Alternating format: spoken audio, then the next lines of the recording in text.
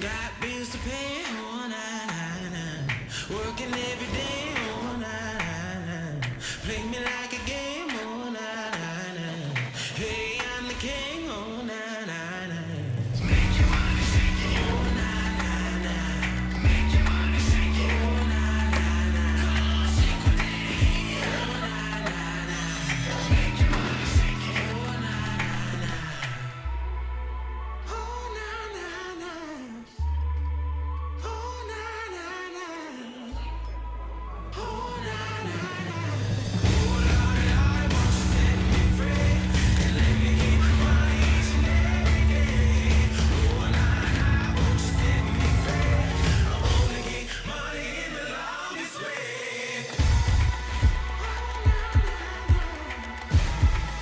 Oh na na na. There we go. Good evening, ladies and gentlemen. Welcome to this evening's presentation. It is the 2016 Coronation Double Century Race Briefing. Thank you so much to everyone for joining us tonight. Our major goal is to obviously stop speaking before you stop listening. So we're going to try and get through this as quickly as possible. We'll then be opening the floor for questions. But we'll run through exactly how tonight is going to work in just a moment. For those of you who don't recognize my voice, my name is Brad Brown. I'm going to be hosting this evening and just pulling everything together. But the two gentlemen who have got all the information that you're here for tonight are with us this evening. David Balaires to my left. David, welcome. Thanks for joining us tonight. Good evening, Brad. Good to be back. It's nice to see you. And a brand new member of the Cycle Tour team, Donovan Everett, joins us as well. Donovan, welcome. Yes, good evening, Brad. Good to be part of the team. Very excited for the upcoming event. It's going to be a great night. The event is a fantastic one. It's one that I've done, and every year I think more and more people want to do it. It's becoming one of the races to do and rides to do on the cycling calendar in South Africa. And I'm going to hand you over to David to just run through a brief sort of overview of what you can expect tonight. Thanks, Brad. Before we start, just a shout out to Team Pure Savage. We know that you have beer there. We're watching you on social media. You need to concentrate now.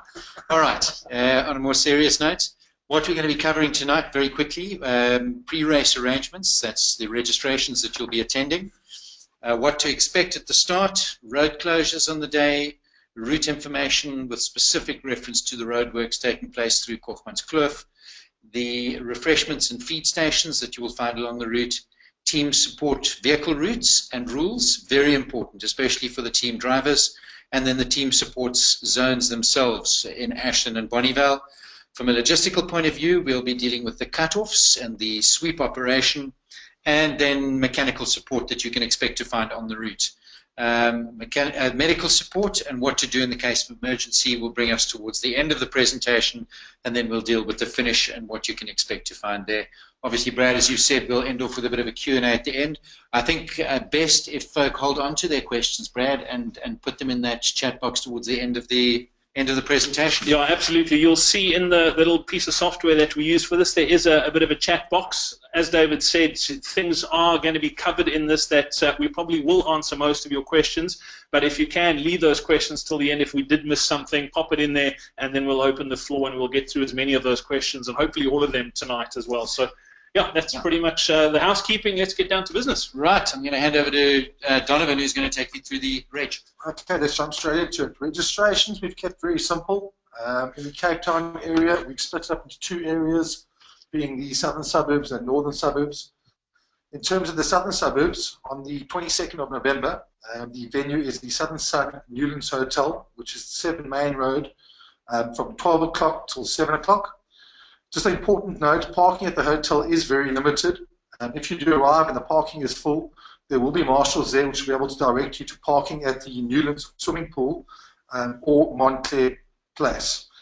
The second registration area in the northern suburbs is going to be on the 23rd of November and will be at the Bellville Golf Club off Yaka Drive, Welgemoot. And the times will be from 12 o'clock to 7 o'clock. So just take note of that, two areas. Southern suburbs is the Southern Sun Newlands Hotel, and the northern suburbs is the Bellville Golf Club. Right, moving on to the registration at Swellendam, which will take place on November the 25th. That's Friday, November the 25th. Now, just a word of caution. If you're traveling up from Cape Town, especially from Cape Town, it's Friday. The traffic through Somerset West on the N2 is particularly bad on a Friday afternoon. So typically your travelling time to Swellendam from Cape Town is about 2.5 to 2.75 hours. I would suggest leaving an additional hour, bearing in mind that the registration times are from 1 p.m. to 8 p.m. in the afternoon. Work in your travel times and make sure you get there on time. There will be no parking available on the grounds itself, but there will be parking in the roads surrounding the grounds. Remember, to the team support crew, you will be able to collect your free ice either that evening at the showgrounds, or alternatively, you will be able to collect on the morning of the event from outside the registration hall. Right, I'm going to move straight on to more registration information. When you get to registration, some important things to remember. You need to remember that not the entire team doesn't have to pitch to collect the numbers, either the designated rider or the team captain, not the entire team. We want to keep folk down to a minimum at the registration areas. The team packs will be available. Team changes, there will be a slight charge for any late changes to teams that can be dealt with at the registration. Please make sure you have all the details that you need, ID number, name, etc. of the team member that's substituting in. Then support vehicle accreditation. This is very important. You need to make sure that you have the car registration number, details of that vehicle, the driver's details, including his cell phone or her cell phone number.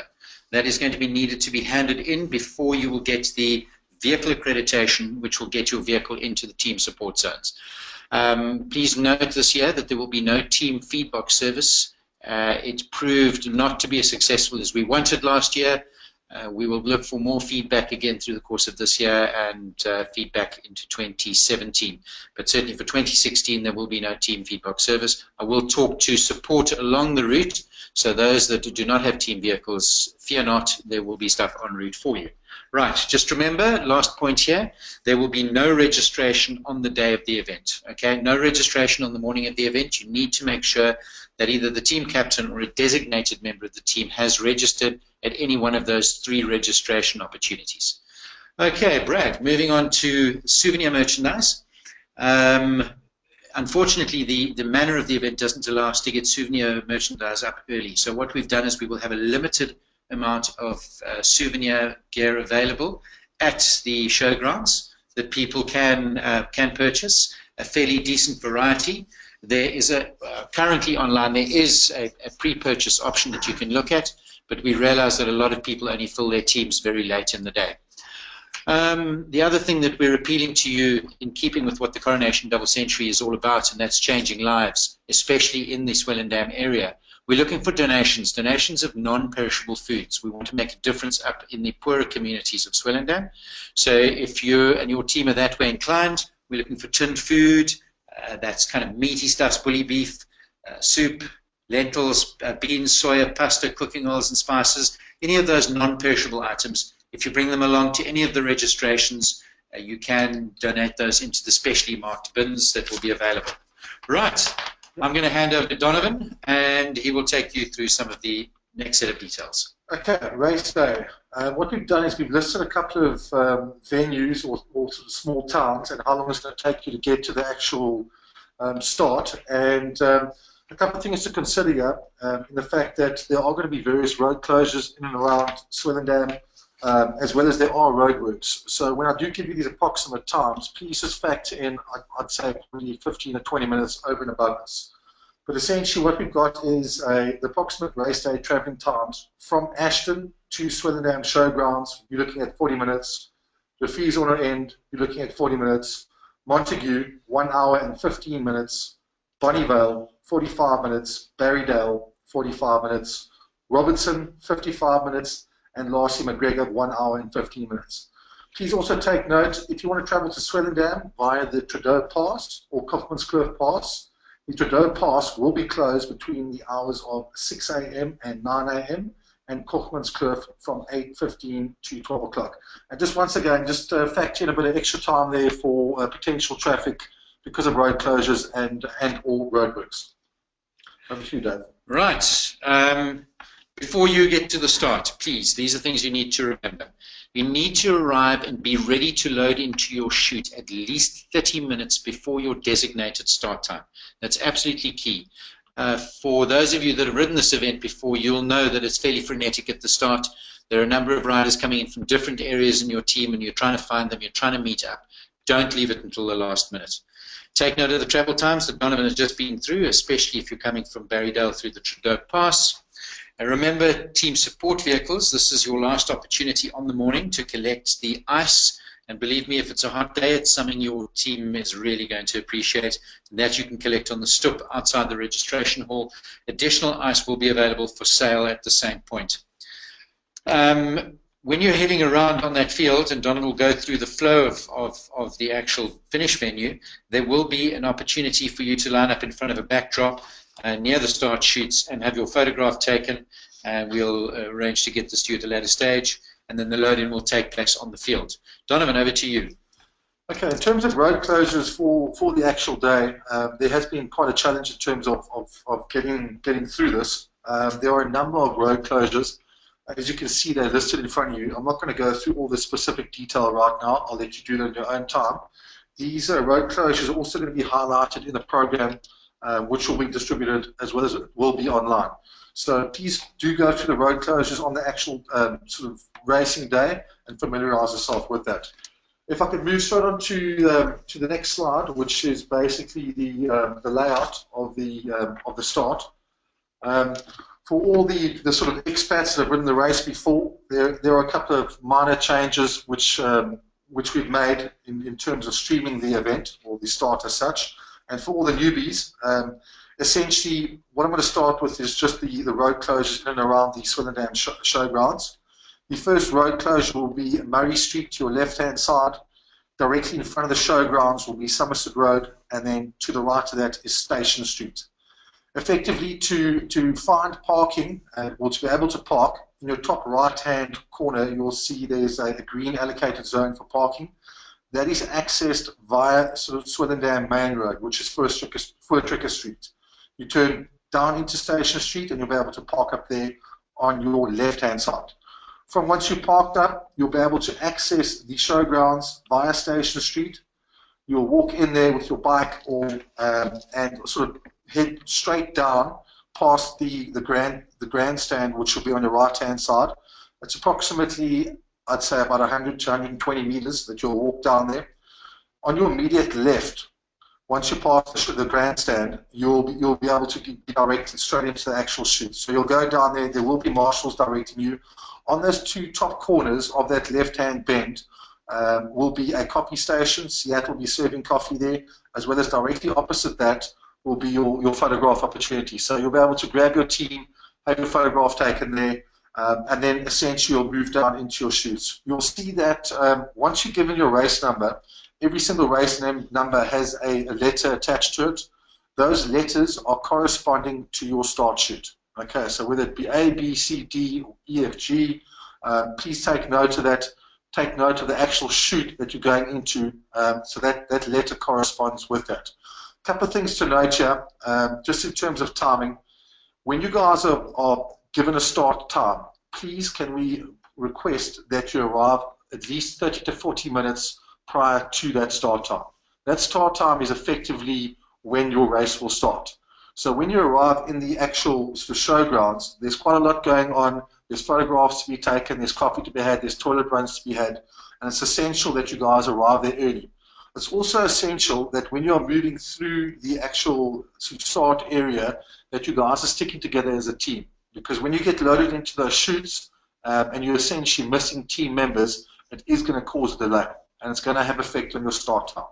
So, just to sort of recap, you move into the showgrounds, past the grandstand on your right-hand side, your first left turn, you grab a coffee, you have your photograph taken, then you mosey on down into your start chutes with your correlating number. From that start chute, you will be then sort of refereed out onto the start zone, which is on Somerset Road, and then from that point into the start zone, and then you guys will effectively start the race.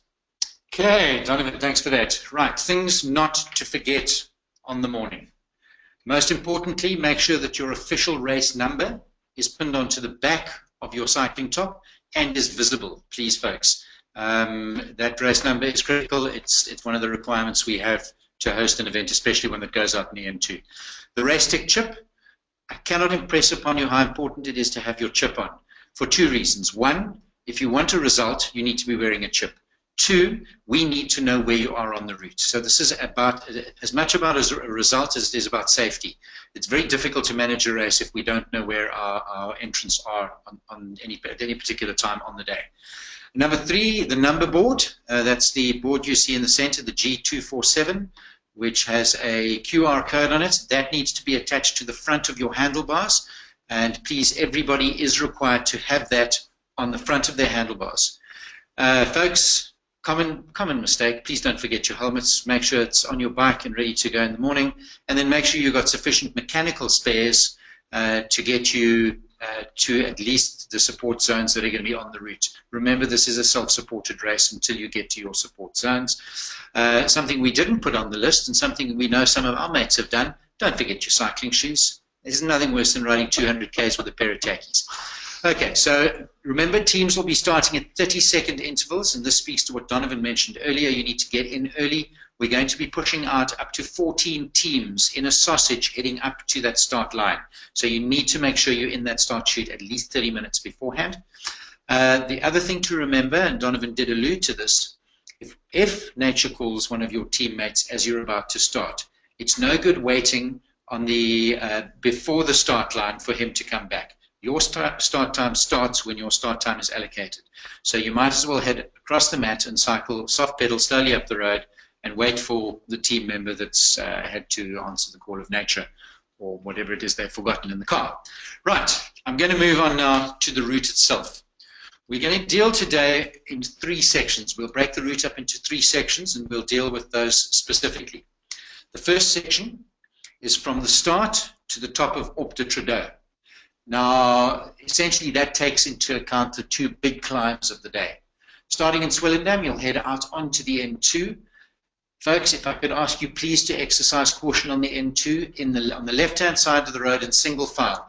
It's a short stretch down to Buffelichsrivier, and shortly after that there's a left turn off the N2 onto the R324, which takes you towards Seebrock. The N2 will be reasonably busy. It is open to traffic, and we ask you to stay on the left-hand side of the road.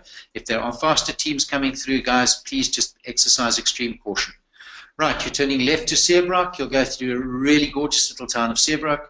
After that, there's a left turn where you start the climb of Trudeau Pass. Please remember and warn people that the Trudeau Pass is closed. So if you've got support vehicle or you've got family members heading back to Barrydale, they will not be able to get over the Trudeau Pass. At the top of Trudeau Pass, we have a refreshment station, and at the refreshment station there will be water and coke. Now, this is a word of caution to those folks that don't have support at Ashton. You need to fill your water bottles here, as you will do at the next refreshment station as well. So that's the top of Trudeau Pass, the first refreshment station. And that comes at about 32 kilometers into the event. Right.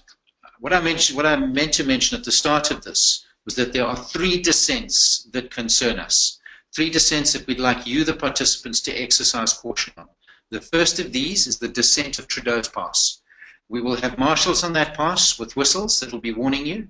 It's not an overly technical descent, but there could well be small rocks that have fallen off the mountain, and we ask you to exercise extreme caution going down this particular pass. It's no good speeding down there in the hope of making up a couple of seconds, only to lose it on one of the corners. Folks, please, if you could take it easy down there. Through on the R324 at Barrydale, you'll turn left onto the R62, and you'll be heading in the direction of Montague. It's a gradual climb through the Karoo until you get to a wonderful little spot known as the Karoo Saloon. When you see the Karoo Saloon on your left-hand side, trouble is about to start. This is the biggest climb of the day. It's Op de Trudeau. Op de Trudeau will take you to the highest point of the event, where at the top of Op de Trudeau, you will peak, and about 1 kilometer from the peak on the left-hand side is a feeding station.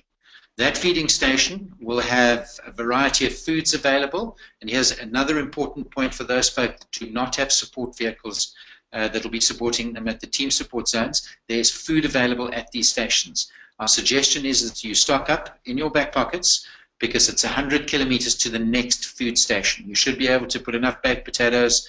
There's going to be some really nice bread. What's the bread I'm thinking of? Banana bread. Thank you, people. Banana bread. There will be Coke and water. There'll be bananas. There'll be all sorts of goodies there that you can take with you. And as Donovan has just interjected, there will be some moer coffee, which is some really strong coffee that is local in Swellendam, which is normally sweetened with condensed milk. So if you're feeling a little weak at that point, the moer coffee is lovely to have. Right, you will be leaving Op de Trudeau onto the second section of the route. The descent off the top of Op de Trudeau is also one that we're going to ask you to exercise an extreme amount of caution. And the reason I say this, it's a fast descent. The road is open to traffic, and there will be traffic coming through from the Montague direction. Please, folks, I've seen some people do really silly things going down this hill in the past. It really is not worthwhile. It simply isn't. I'm going to ask you, please, all cyclists need to stay to the left-hand side of the white line. The teams that are being passed, please keep to the left, into the yellow line if you can, allowing the faster racing teams to come through. After the main descent of Op de Trudeau, you've got some rolling hills through to Montague. Just before you get into Montague, there's a short, sharp descent before you take the left turn onto Van Riebeeck Road, which takes you through the back of Montague. Now, as a result of us closing the Kochmanskloof for the event, there's going to be a backup of traffic on the R62. So we're expecting that riders coming down that short, sharp hill are going to be coming into the back end of a lot of vehicular traffic. Please, folks, be aware of this. Be riding cautiously. Because you're going to be doing a sharp left at the bottom of that hill as you come around those vehicles. So we're asking you to please, this is the third of the descents that we really want you to exercise caution on. You come through Montague. I'm going to skip briefly over the roadworks because we'll come back to that in another slide and we'll deal with them in more detail. You'll head through the roadworks between Montague and Ashton through the Kochmanskloof. You'll then head into the town of Ashton. You'll go through Ashton, and as you head over the White Bridge on the far side of Ashton, you'll be turning left into Zandvliet Road, which is where you will meet your support vehicles for the first time in the team support zone. Again, we'll talk to what happens in the team support zone shortly. I'm just going to deal with the route at this point. Once you've finished feeding, that's the half-an-hour section you've got in the feed zone, you'll head out onto the R60 towards Robertson. At Robertson, you'll take a left turn at the circle, and you'll head down the beautiful section of road which takes you past some of South Africa's best wine farms. I need to point out, you'll notice there's a star with the name Van Looferen on it. At about that point, the team backup vehicles, now this is a change from last year, the team backup vehicles are going to be coming onto the route there and joining you for about 2.6 kilometers. They will join you until the Rooibrug, where they will carry on straight to Bonnievale, and you will turn right over Rooibrug, heading around the back of the Bonnievale region. Right, now I'm going to take you into the roadworks. Much has been spoken of. It's been 6 months of hard work with the team to ensure that we were able to secure this particular route. Planning something like the Coronation Double Century that incorporates 2 feed zones that vehicles need to be able to get to without impacting on the route necessarily is a difficult one, which is why this particular route works so well. We've had extensive negotiations with the contractors working in the roadworks as well as with the provincial government, and they've all come to the party fantastically. But for this to work, we really do need your cooperation. The roadworks between Montague and Ashton are significant. Okay? So what we've done, as you head into Van Riebeeck Road in Montague, you will cross a set of blue timing mats. At that point, the race is neutralized. You will move through the roadworks area until you get to Ashton. That is approximately 12.5 kilometers, and you have 30 minutes to do that in. So we've allocated you 30 neutral minutes to get from Montague through to the feed zone in Ashton. Here's the kicker, and very important. You and no member of your team may exceed an average speed of 30 kilometers per hour through that zone. Any team or rider exceeding 30 kilometers per hour is going to deem to have been racing and will have the team penalized by 30 minutes. We're doing this at the behest of the contractors and the provincial government because we need to make sure that the event is safe. This is a construction zone, and you will see what I mean when you ride through it. So you've been allocated 30 minutes to get you through the roadworks. About 1 kilometer after you've crossed the mats and turned into the Kochmanskloof, there's a 300-meter section of gravel road. Now, it is gravel. It's hard-packed gravel, and I have ridden it on a number of occasions, as have a number of the team here at the office. It is perfectly rideable.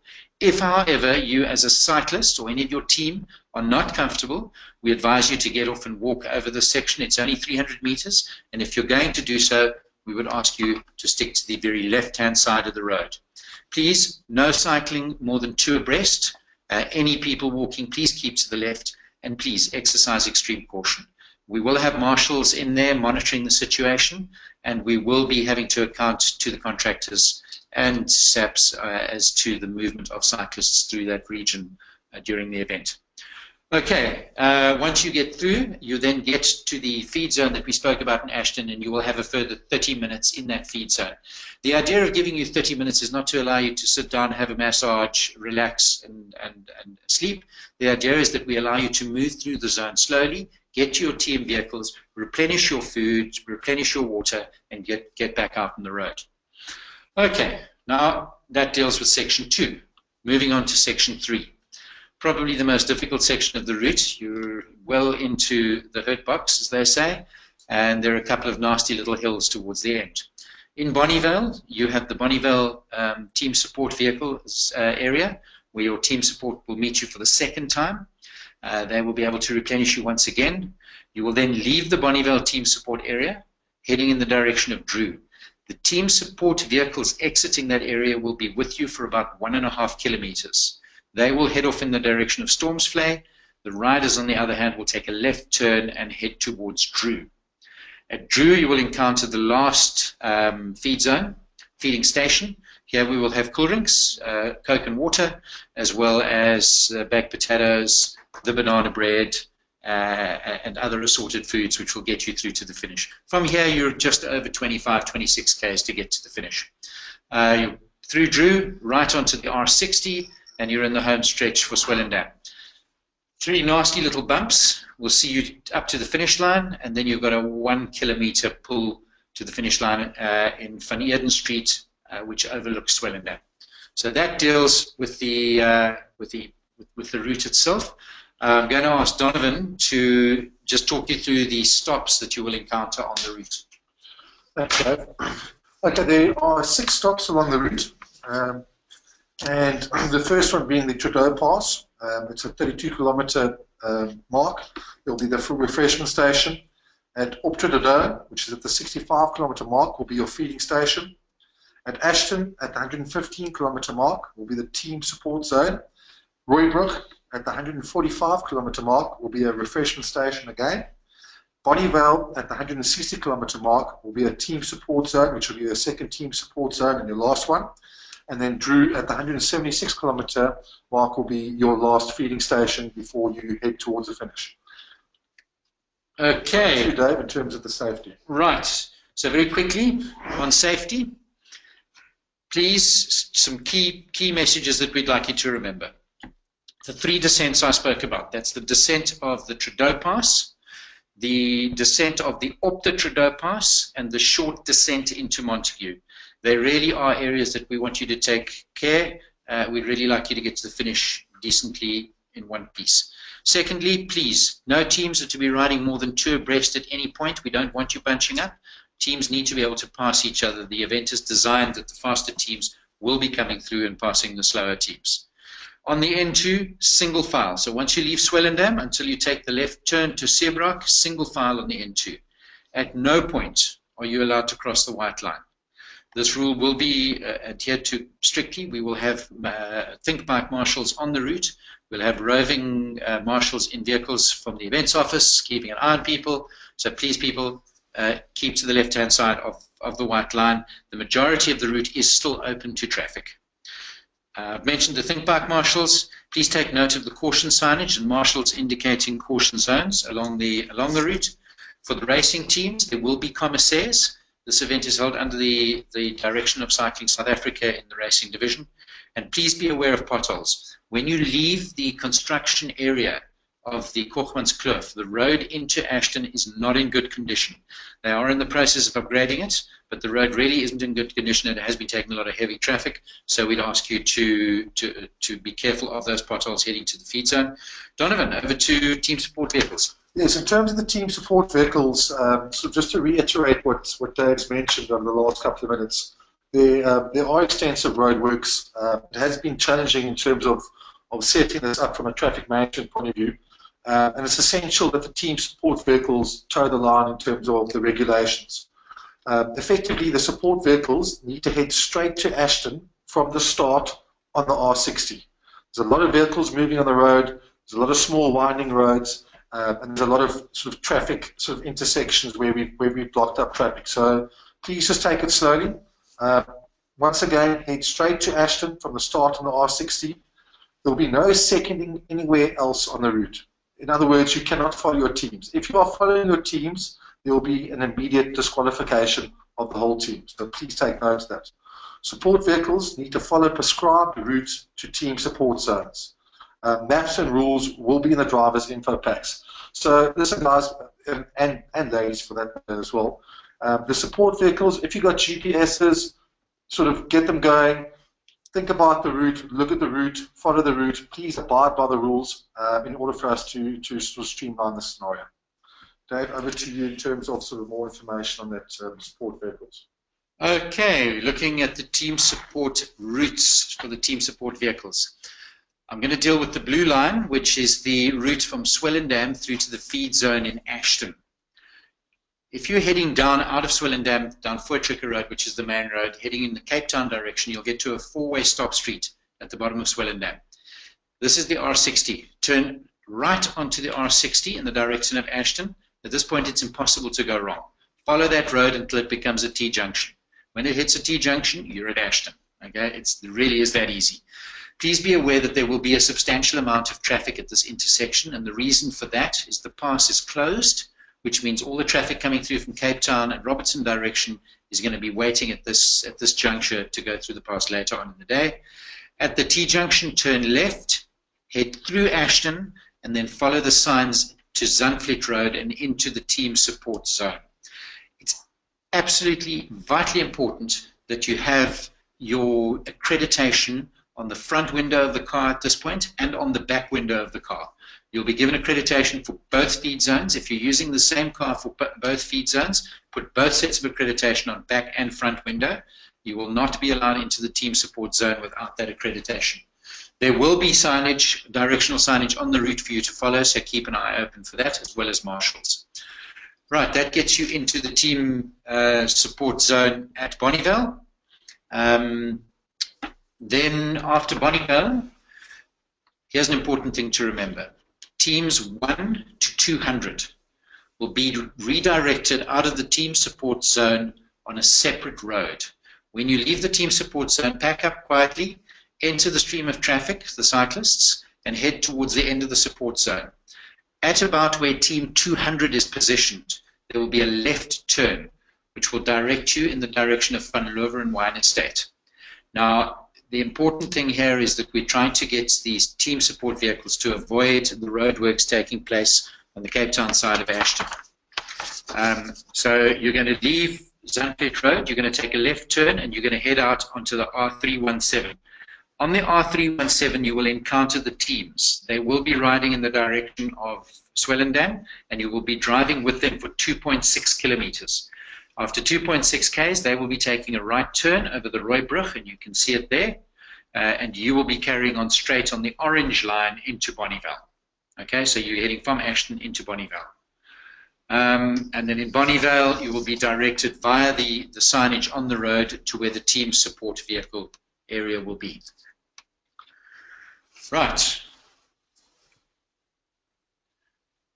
Team support information, Donovan, I'm going to hand over to you. No, Dave, I think this is actually you. Is that me? It's the Ashton team support. Yeah, your voice is great. Everybody's listening in. Right, I think everybody's getting tired of this voice. Right. It's about a 40-minute drive to get you from Swellendam into Ashton along the R60.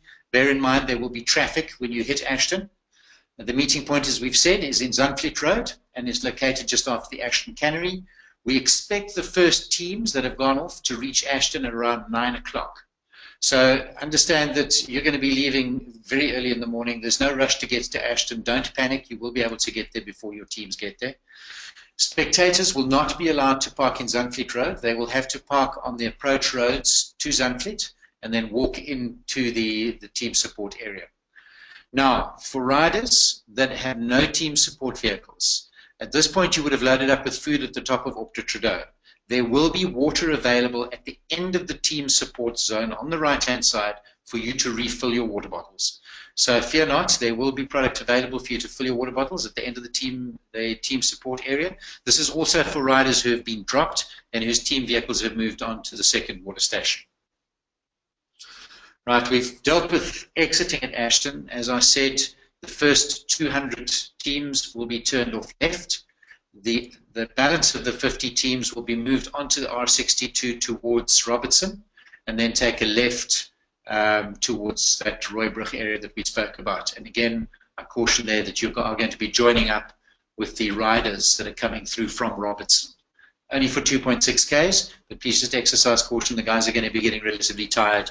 We're into about 140 kilometers of racing at this stage. Okay, Bonnievale team support zone. As I've said, you'll head into Bonnievale. You'll then be directed across a low-level bridge and into the team support zone. Once again, in this team support zone, and Donovan will talk to it fairly shortly, there is a set of demarcated areas allocated per 10 teams where you will be able to park your vehicle and support your crew. On leaving the Bonnievale team support zone, you will follow the cyclists for 1.5 Ks. It's a very short distance again. The cyclists will then turn left to Drew. The support vehicles will not. They will carry on towards Stormsvlei. So when you see the cyclists turning off to the left, that's your cue to keep going straight. We expect the first teams to reach Bonnievale at around 11 o'clock. So for those that have teams that have left towards the middle of the field and are racing, we would expect them with the racing teams to get to Bonnievale at around 11 o'clock. Once again, at the end of the Bonnievale team support zone, there will be water available for the riders that have lost their team support or fallen off the back of their teams. You will be able to refill your water bottles at this point if you haven't been able to steal some really nice sustenance from one of the other teams relaxing in the sun. The travel time from Bonnievale to Swellendam is about 45 minutes, and we don't anticipate any delays at this point. Okay, now we go to the general support rules. I'm going to hand over to Donovan to talk you through some of these. Okay, folks, I hope you're still with us. I know a lot of information to take in there. I hope you've been cognizant of everything that Dave said there. But just to reiterate once again that we implore you guys to go over some of the information, and if there's any questions, just sort of shoot them through. Okay, moving on to cyclists withdrawing from the event. Now, obviously not a nice subject, but a reality in terms of a race like this. Cyclists withdrawing from the race at either Ashton or Bonnievale team support zones. So the two respective support zones in Ashton and Bonnievale. If you withdraw from the race, you'll be transported to the finish by your own team support vehicle. Okay, so there won't be a sweep vehicle coming through there. If you withdraw before then, you would need to be transported by your own support vehicle. So please take note of that. Leading on from that, in terms of the cut-off times where the sweep vehicles will be coming up behind you, the cut-off times are as such. Opta Trudeau feeding station will be at 10 a.m. The Ashton team support zone will be at 12:30. The Bonnievale team support zone at 2:30.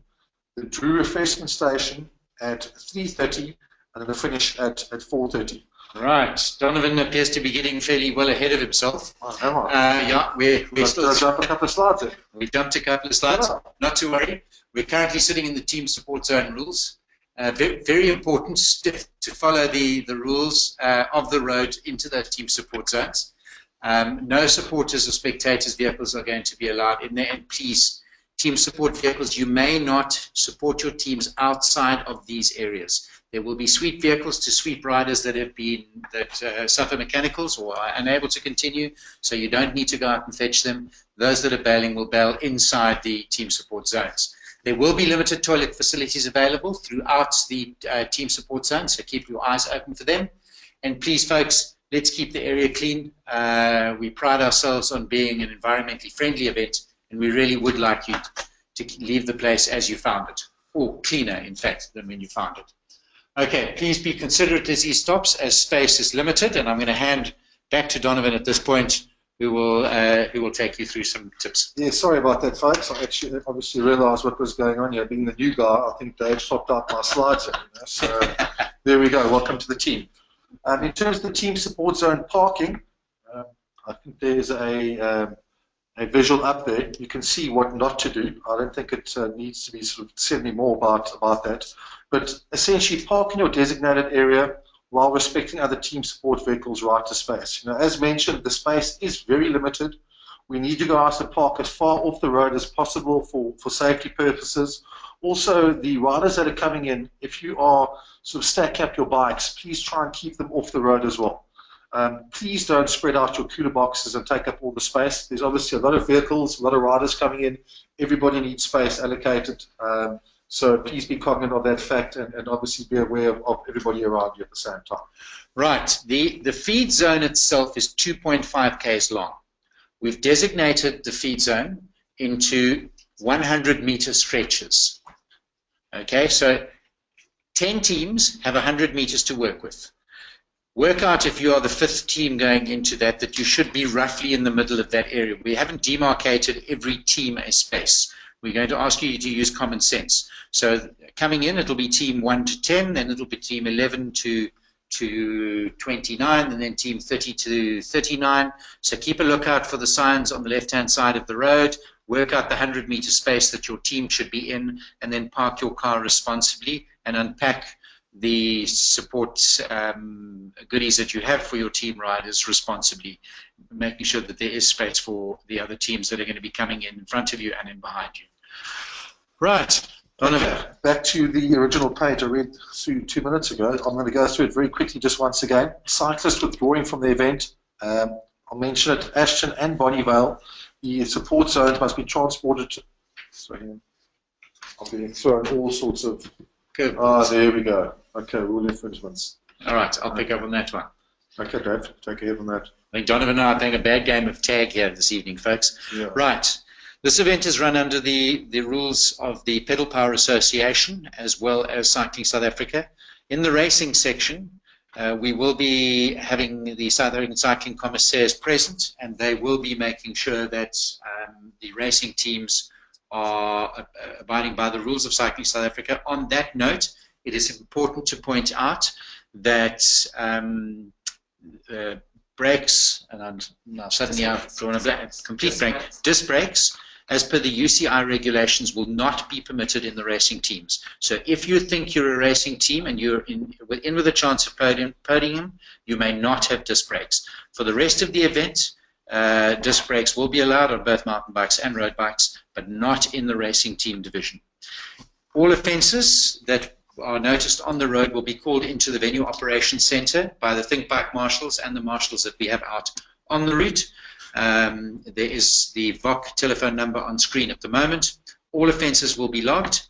If a complaint has been received and logged against a support vehicle, the team captain or the team support driver will be contacted and asked to report to the VOC post-race.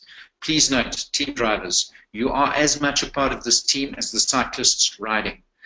If you break the rules, it's deemed that your team has broken the rules, and therefore the team will be disqualified as well. So please, folks, it is an event that people are out on the road on bikes, and there's potential risks. We're asking you to be careful.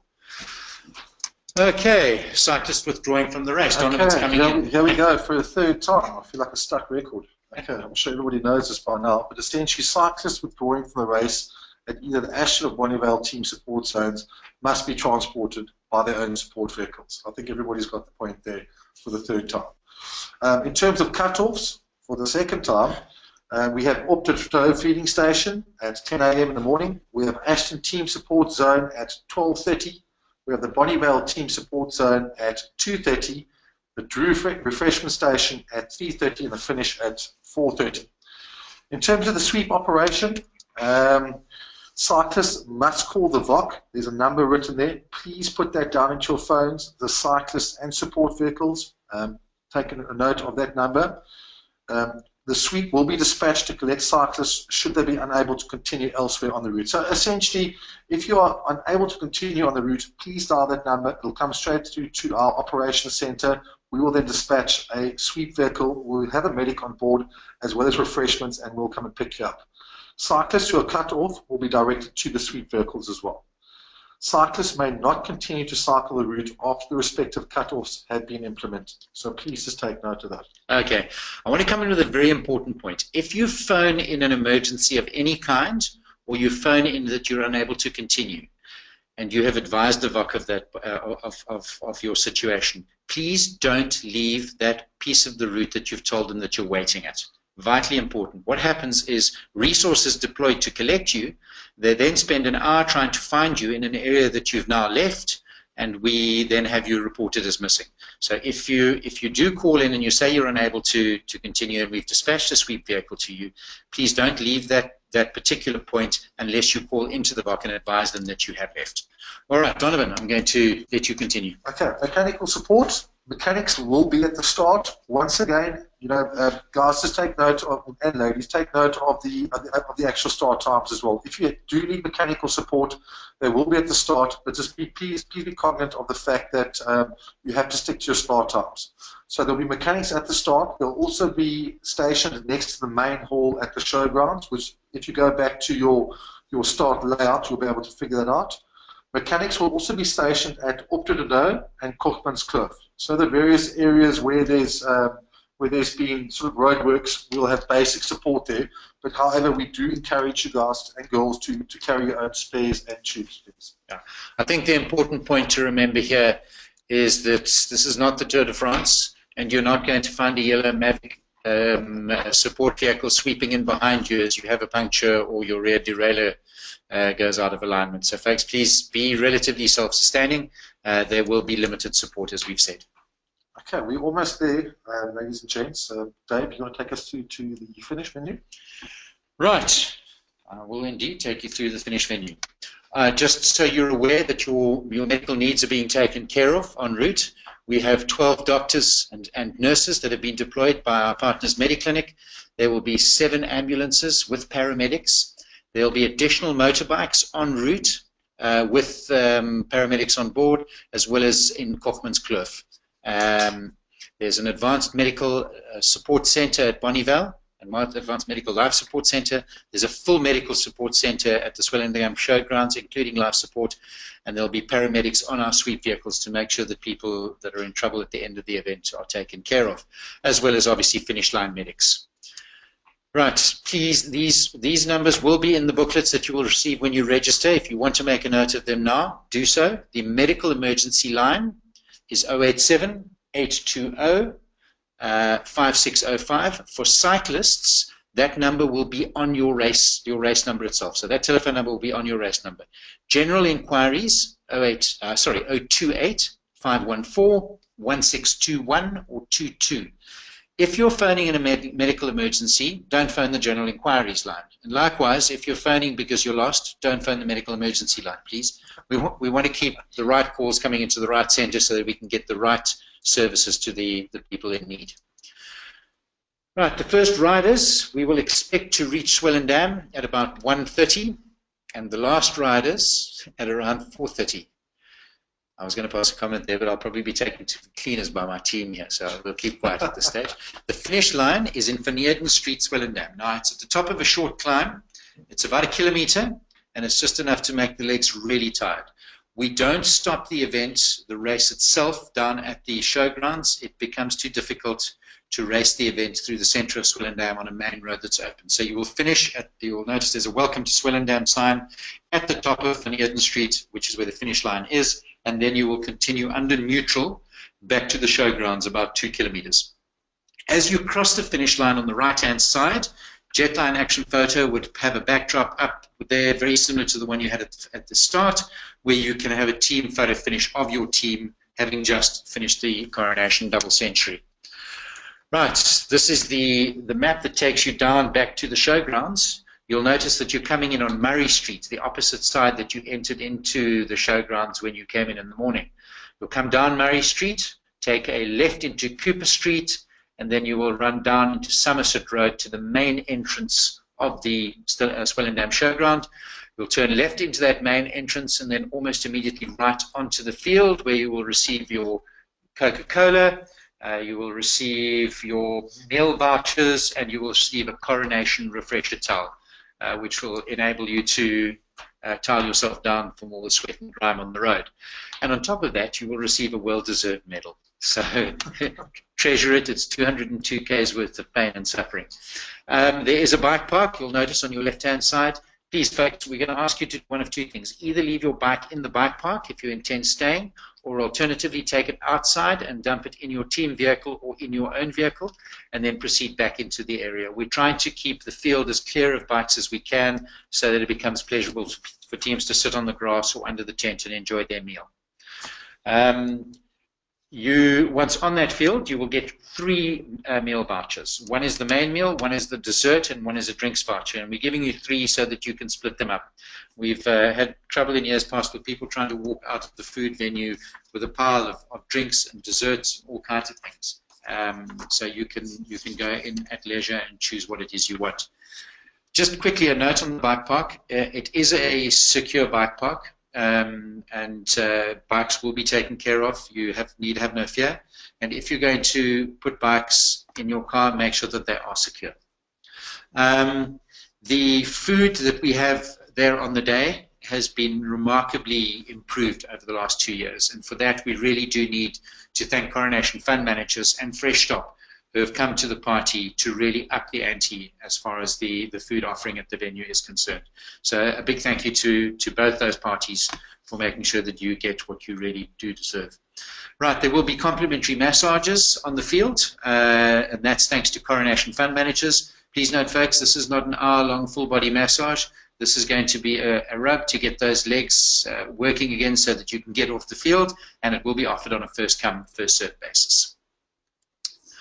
Right, the Charles Milner Medal. The Charles Milner Medal is one that's awarded to those teams starting and finishing with all 12 riders, where all 12 riders finish within 10 minutes of the first rider crossing the line.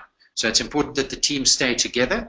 It is a medal that has now been highly sought after, certainly in the last number of years. So if you do qualify and you have got all 10 riders over the line, you need to go to the registration hall from 3:30, where you will be able to collect your Charles Milner Medal. Now, an important point here, you need to be wearing your timing chip. It's impossible for our poor timing crew to guess whether you were part of a team or not.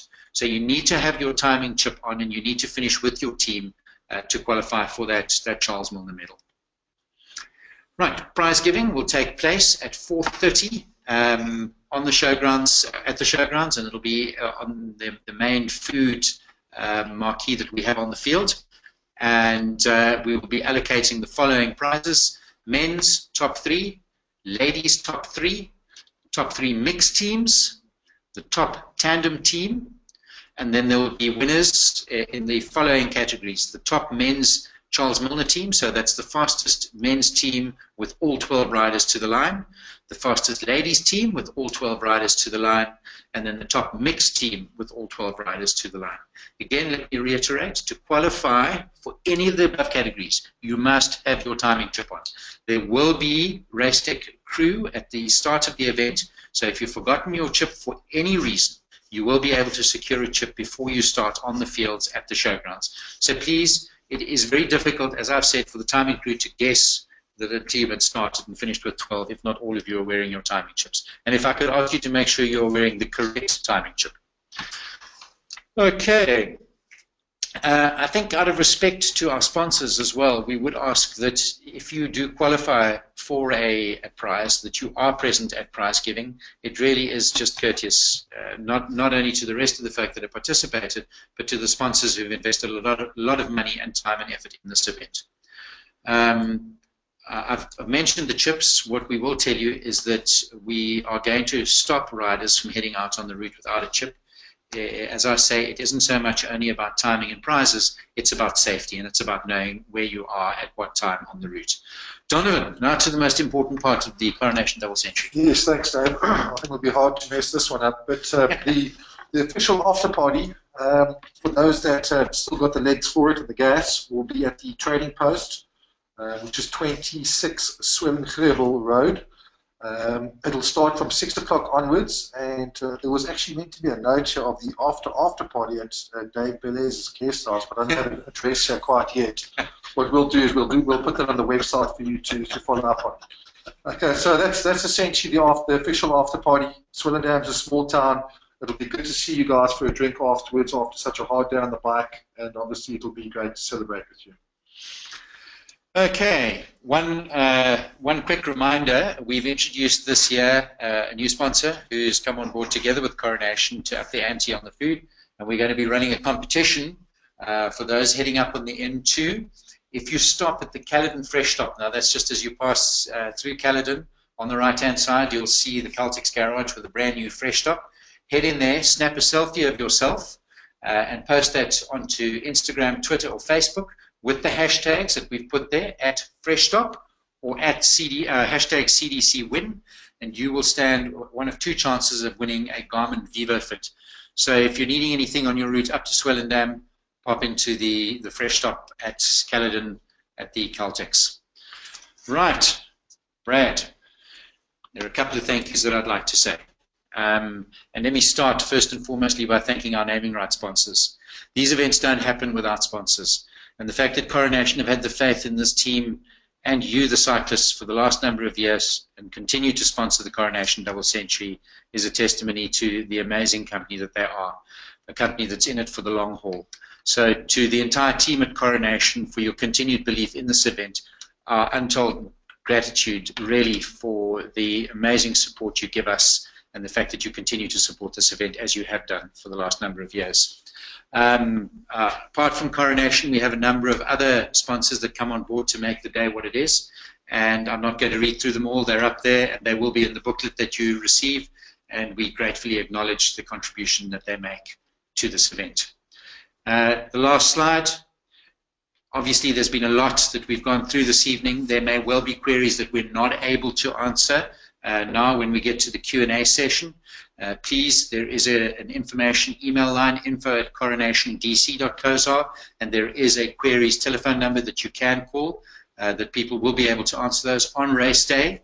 There's a telephone number there for you and a website that you can visit. Please remember, for those social media gurus of you, and we know that Team Pure Savage are one of those are our hashtags and at Coronations. Use them as often as you can.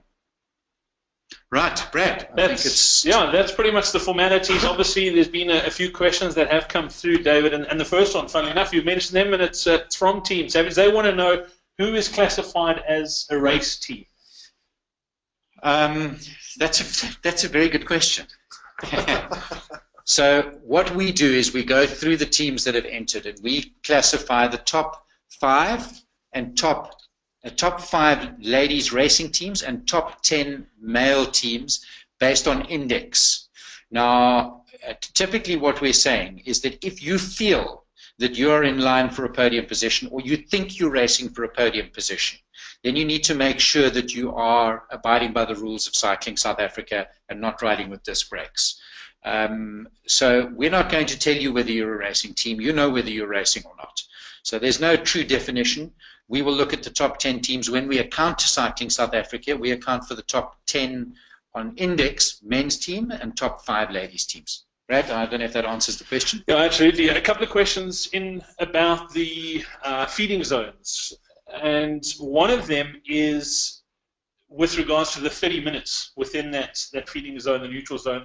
They're asking if the team takes 10 minutes or 20 minutes and head out before the time, does it still class as 30 minutes, or do they make up that time in their overall time? No. So here's the thing. You can go in and out of the feed zone in 15 minutes. The minute you clock out of the mats on the far side of the feed zone, your time starts running again. So some teams don't like to waste time in the feed zone because they feel they cool down, so they'll come in, refill their water bottles, and they'll head out. They will only use 10 minutes. They don't score 20 minutes. So the minute they hit the start mats, at the end of the feed zone, their time starts running again. Brad apologizes for that terrible noise you just heard. Me dropping my phone. And likewise, if you spend more than 30 minutes in the feed zone, after 30 minutes, your time starts running again. So you would need to get yourself going. follow-on question to that one, David. Fani Nell was asking, with those neutral zones and feeding zones, is it the sixth person over the mat that starts, or is it the first person that's crossing?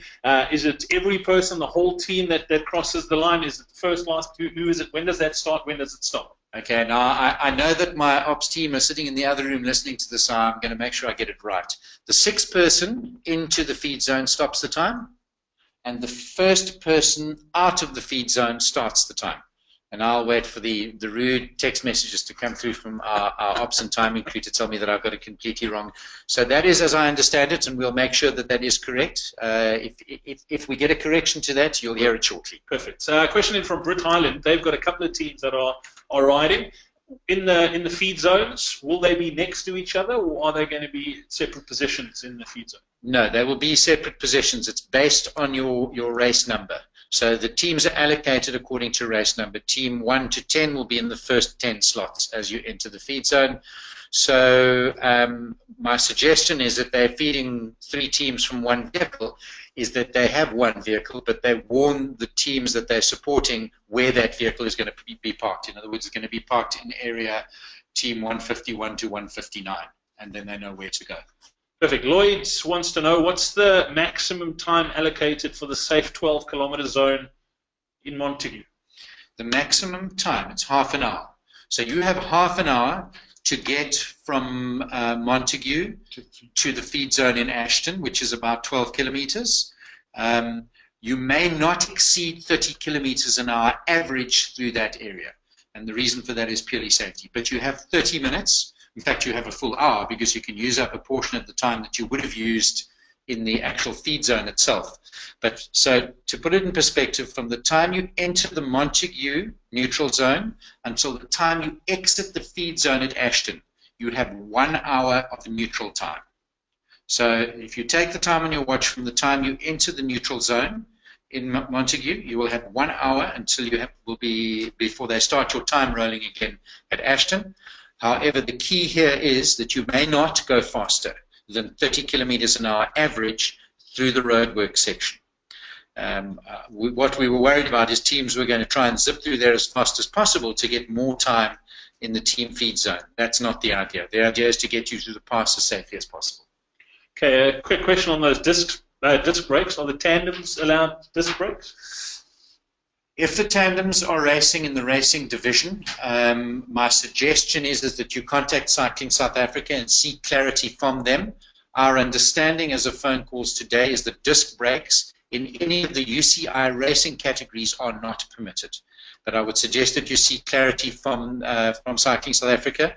We will have Cycling South Africa commissaires that are monitoring the event and will be adjudicating at the end. All right, cool. We've just got confirmation on the timing, Matt, in those neutral zones. It's the 6th in, that's when it stops, yep. And the first out starts the clock again. Okay, I can breathe a huge sigh of relief. I got that one right. So it's the 6th rider in and the first rider out. Okay. Just another word of caution. Don't send your riders all out to the end of the feed zone while one of them has disappeared into the bushes, because what happens is we have 250 teams all clogged up at the end of the feed zone waiting to start because they each have 1 or 2 riders in the bush answering the call of nature yet again. Wait for your team and head out together, get over those mats, and then head out and start racing.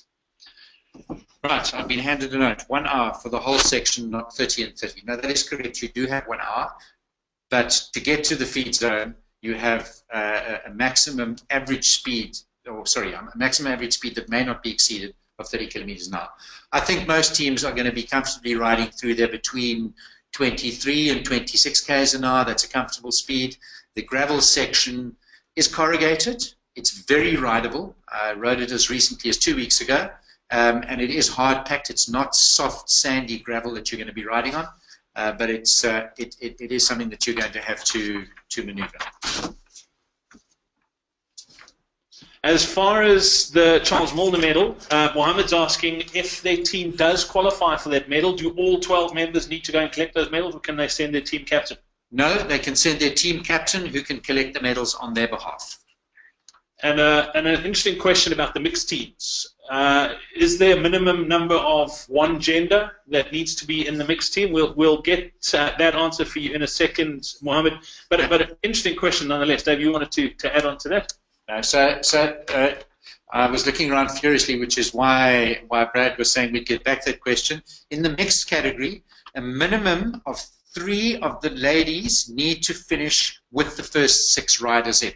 So for those racing, you know that it's the first 6 riders across the line. For the mixed team category, you need to finish with 3 ladies in those 6 riders across the line. So if you've only got 3 ladies in your entire team, all through to finish, you better make sure that they're stronger than the men with that.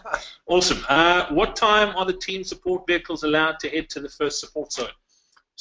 They can head to the support zone as soon as their teams have left, or they can head to the support zone once they've dropped their team at the start. There really is there's no minimum time. You can get there as early as you like. Remember that we will be setting up those zones in the morning, but it really is a lonely place to be sitting all on your own. Read the booklet. It will give you some guidance. Jan is asking about the number board that you mentioned early on. Obviously, you've got your race number that needs to be pinned to your vest, but the number board, you mentioned it needs to be on your handlebars. Can they attach it to their seat post? No, it needs to be attached to your handlebars. It needs to be visible from the front of the bike. Now, we know that some of the racing teams think that this is going to give them a disadvantage of aerodynamics. Every team is required to have it on the front of the handlebars. It is pretty standard in Europe, and we introduced it into the cycle tour a year or 2 ago. It is vitally important that it is on the front of the bike. And while we're talking about handlebars, please note, I know that, Britt, this one's especially for you, the triathletes amongst you, no tri-bars will be permitted on the Coronation Double Century. Please, folks, no tri-bars, only standard handlebars on road bikes. Okay, another support vehicle question from Johan. He wants to know, can the support vehicle leave once the team has left, or do they need to wait for all the teams to clear? What is the vehicle speed limit in that feed zone? Okay. No, the team vehicle may depart the team support zone as soon as their team has left, and they need to exit the team zone carefully. So really, it's a case of, it is a neutral zone. The cyclist shouldn't be racing, and you're advised to just move out in the same direction as the cyclists. In Ashton's case, the first 200 teams will be turning left, as I described earlier, before the end of the team zone. In the other team zones, you'll move right through the team zone and out, in Bonnievel's case, heading towards the M2. So just move carefully and slowly with the riders, bearing in mind that they will be on the road with you out of that team support zone. All right, keep those questions coming in. It looks like we've pretty much gone through all the questions that have come in. Just some more housekeeping before we do wrap up. If you've got any other questions, pop them in that chat box. But a few people are asking, will this presentation be available after the fact? The short answer is yes. So yes, this presentation will be available. We should have it up towards the end of the week on YouTube, and you will be able to go and download and view it.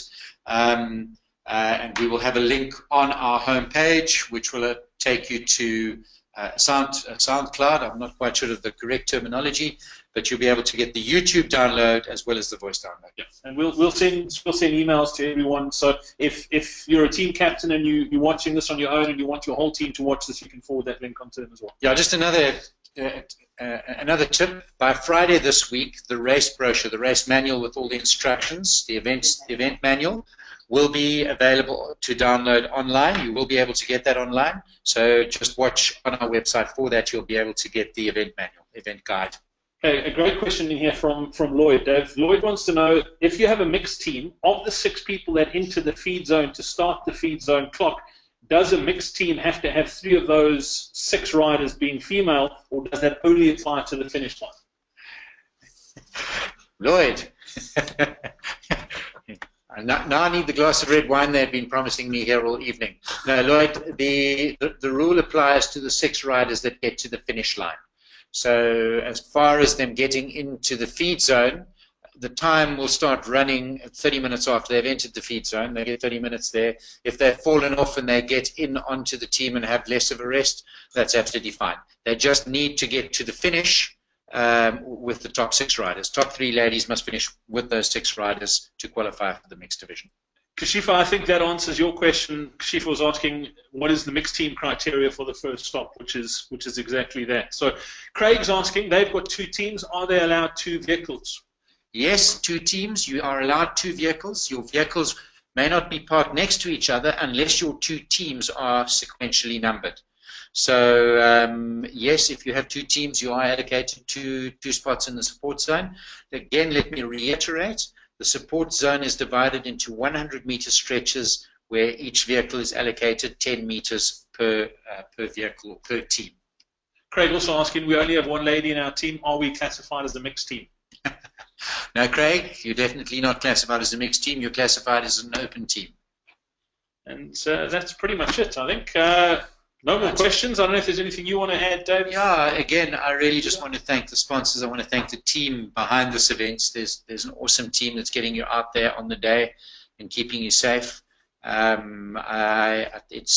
only event organizers that realize really what goes on behind the scenes. It really has been a year. We have unbelievable sponsors that come in and support us and have faith in us. And I think really a big shout out to them. From our side, just go out there, have a superb ride, be safe, and we look forward to seeing you at the finish line in Swellendam. Absolutely. Thank you very much for joining us, and we'll look forward to welcoming you all, and hopefully all 12 members of every team finishes, and everyone gets a Charles Milner, because that's essentially what you want. That's exactly what we want. Excellent. Thanks for your time tonight. We'll chat soon. Cheers. Got